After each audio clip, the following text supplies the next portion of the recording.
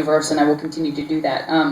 And so I had Seychelles on, and so we kind of told the story, but we didn't know until we knew. I mean, I think we were a couple of episodes behind in recording, and Mike and Brian told us they were going to do it, and we were really excited about it.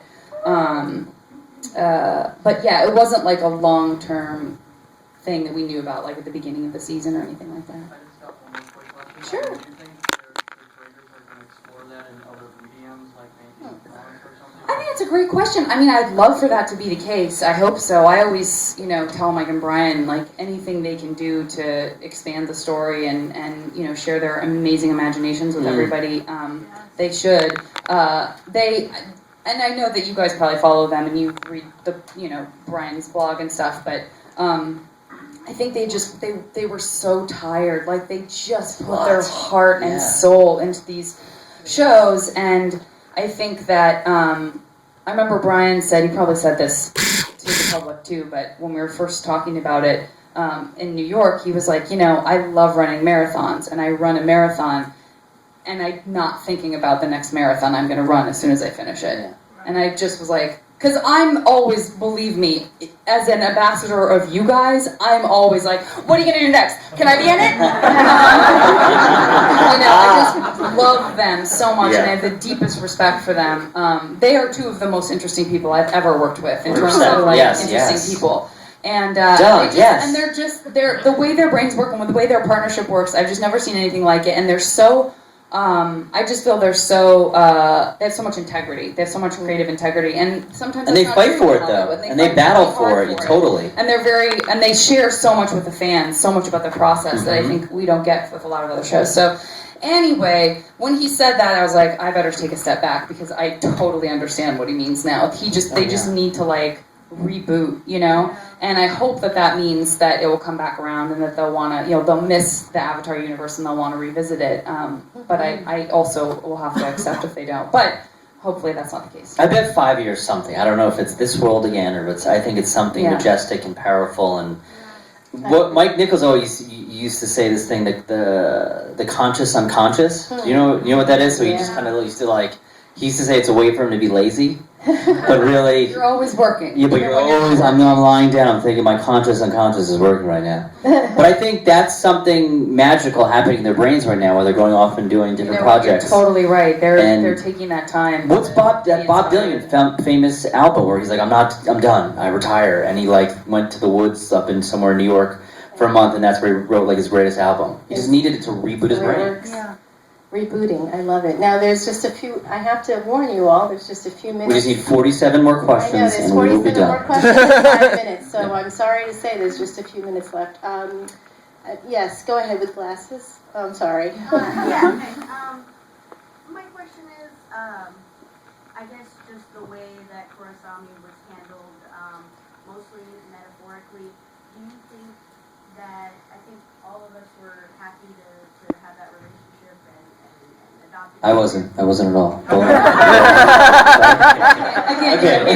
Again, But the way that it was dealt with in practicality, mostly in metaphor, do you think that is sending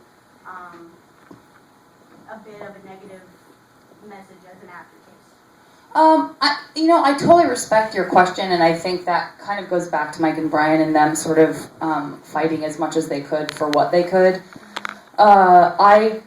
I don't know how much I should say or how much I'm allowed to say. I would rather just let them speak to kind of what their process was and what they were able to put out there, and maybe versus what their intention was and what their ideal scenario was. It may not have been met. I just can't be the person that has that conversation about it because it's not my baby and I'm not Nickelodeon.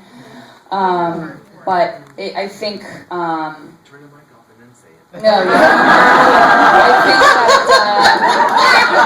I think that considering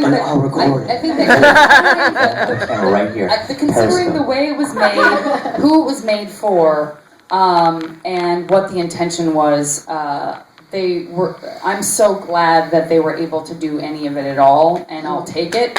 And that doesn't mean I'm going to take it and say, we're done, everybody! Of course not. You know what I mean? Of course not. it saddens me greatly that we have to have this conversation where where they didn't kiss, or they didn't this, or why is this? Know that I'm such an advocate, but like, My question was, why is it okay for, in terms of the first season of Avatar, why is it okay for two, 10 or 12-year-olds to express sexuality in the form of a kiss, which is obviously very chaste, but, Korra and Asami were grown women, and still it was... Oh, I have a tremendous problem with it. I have a tremendous problem with it. No. I couldn't wish more that it was an equal field. It bothers me so deeply that there is something salacious still about this idea of two people of the same gender kissing. That you bring sex into it in a way that you don't with straight relationships, where it's like, oh, it's just innocent, it's just a kiss. It's like, I was kissing girls innocently when I was 3. Do you know what I mean? What's the difference? And and whether or not that blossoms into a relationship of love and I marry a woman later, who cares? It is what it is. It's all the same to me.